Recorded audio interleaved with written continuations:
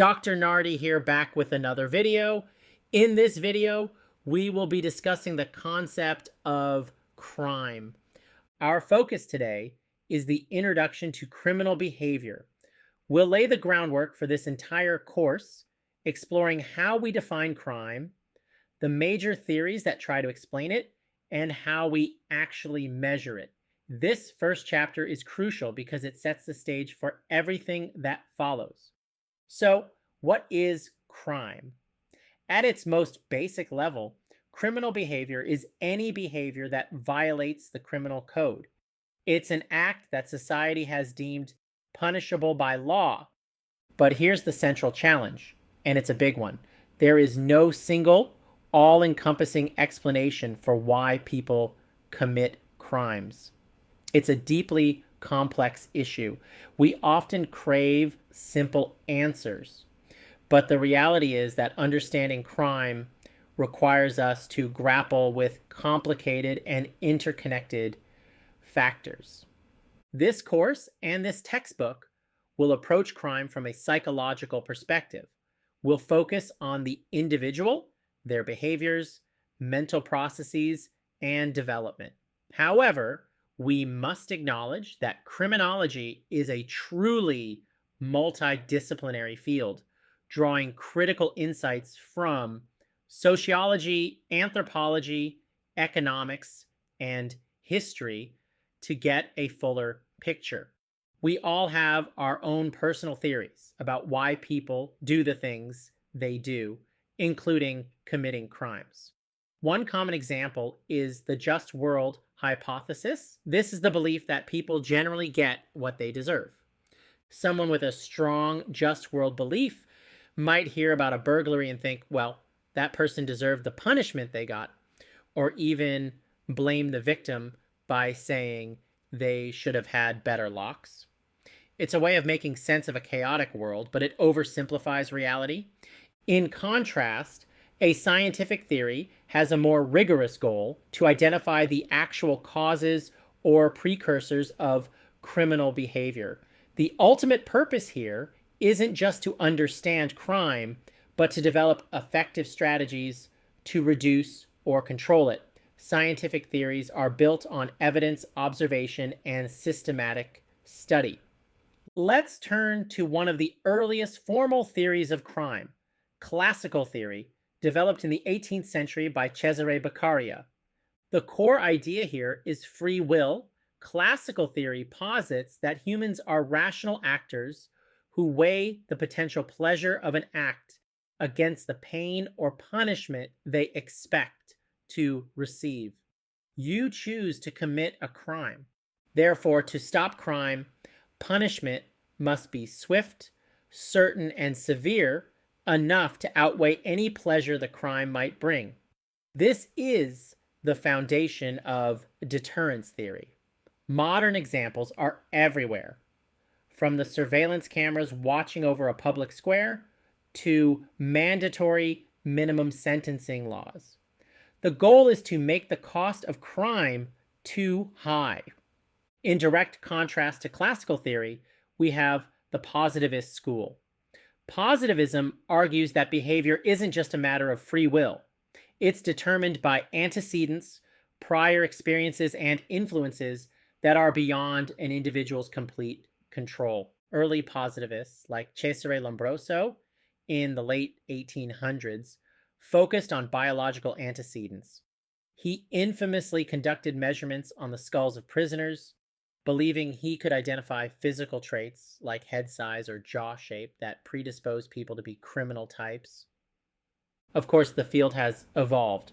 Later, positivists expanded this to include social antecedents like poverty, lack of education, or negative early life experiences.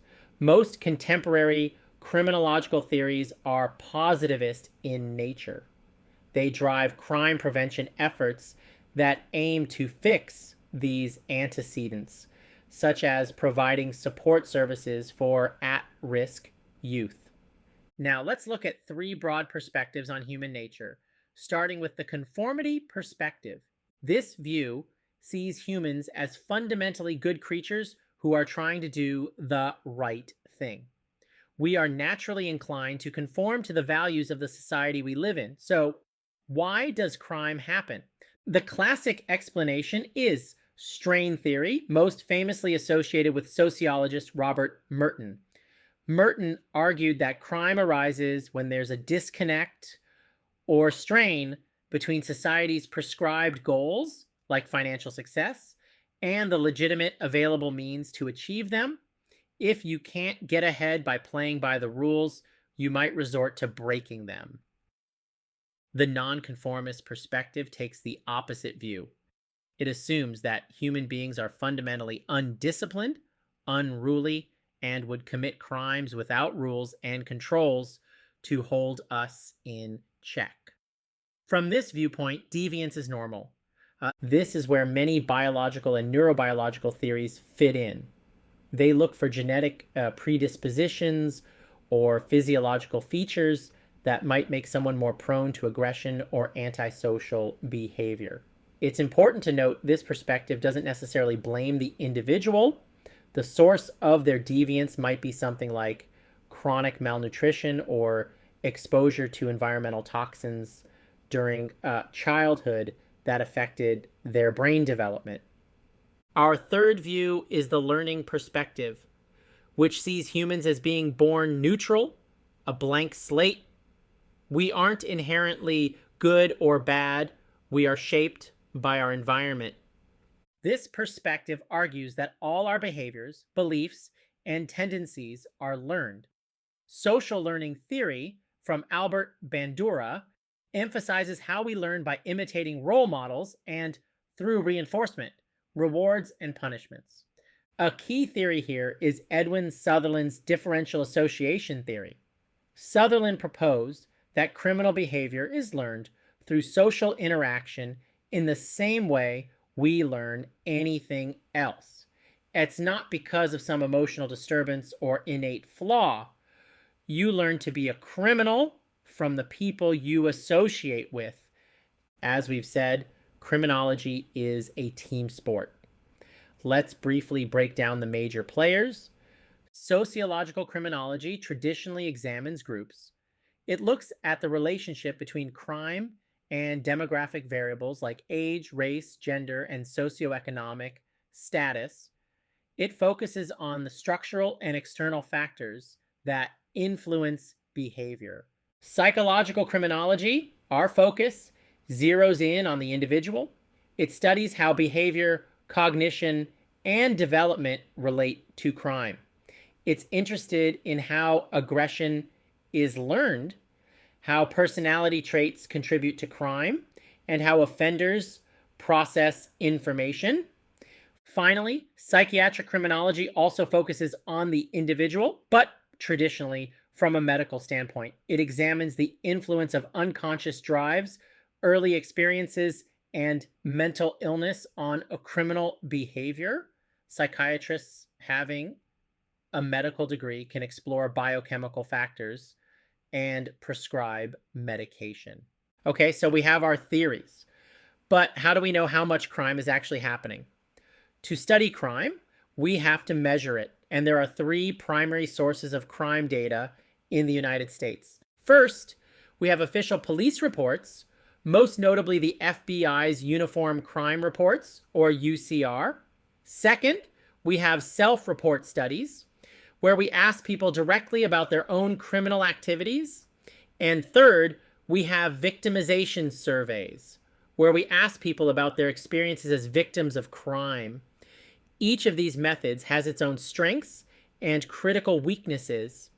The UCR has been the go-to source for crime data for decades. It compiles information on crimes known to police and arrests made by law enforcement agencies across the country. It gives us data on violent crimes like murder and robbery, and property crimes like burglary and motor vehicle theft. You'll often hear news reports mention the clearance rate, which is the percentage of crimes solved by an arrest. However, the UCR has significant limitations. The biggest is the dark figure of crime, all the offenses that are never reported to or detected by police. Another major issue is the hierarchy rule. For most of its history, if multiple crimes were committed in a single incident, the UCR only counted the most serious one. For example, if an offender robbed, kidnapped, and murdered someone, only the murder would be recorded in the UCR statistics for that incident. This gives us an incomplete picture of the total amount of crime committed.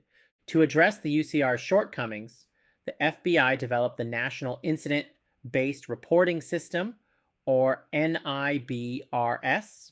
NIBRS is far more detailed. It collects data on 46 serious Group A offenses and gets rid of the hierarchy rule, so it captures up to 10 criminal offenses per incident. NIBRS provides extensive information. Details about the victim and offender, the relationship between them, the weapons used, and the location of the crime. It's a much richer data set, though the transition for police departments to report this way has been slow and is still ongoing. The second major way we measure crime is through self-report studies. It's a simple but powerful idea. You just ask people what crimes they've committed. This is usually done through confidential interviews or questionnaires. Self-reports are fantastic for uncovering the dark figure of crime, especially for less serious offenses, status offenses, and so-called victimless crimes like illegal drug use. They consistently show that a much larger portion of the population has engaged in some form of criminal activity than official police records would suggest. Of course, the main challenge here is honesty. Will people tell the truth, even in an anonymous survey? Researchers go to great lengths to ensure validity, but it remains a key concern. Our third method is to survey victims. The primary tool here is the National Crime Victimization Survey, or NCVS. The NCVS contacts a large nationally representative sample of households and asks them about their experiences with crime over the past year, whether they reported it to the police or not. Like self-report studies, the NCVS is excellent for capturing crimes that don't make it into the UCR. It also gives us incredibly valuable demographic data. For instance, the NCVS consistently shows that females are more often victimized by people they know, friends, partners, or acquaintances, while males are more likely to be victimized by strangers. A quick note on juvenile delinquency. The data shows that juvenile crime overall has seen a significant decrease since its peak in the 1990s. However, juveniles still account for a disproportionate amount of crime. It's also important to distinguish between delinquency and status offenses. A status offense is a behavior that's only illegal because of the person's age, things like truancy, underage drinking, or running away from home. Psychological criminology is particularly interested in the small group of persistent, repetitive young offenders who are responsible for a large share of all crime. Understanding their developmental pathways is key to prevention. And that brings us to the end of our introduction. We've defined crime, explored the major theoretical perspectives from classical to positivist, and examined the three primary ways we measure crime: official reports, self-reports, and victimization surveys. This foundation is essential as we move forward to explore the specific psychological factors that contribute to criminal behavior. Thanks for watching. Be sure to subscribe for our next lecture, and we'll see you in the next video.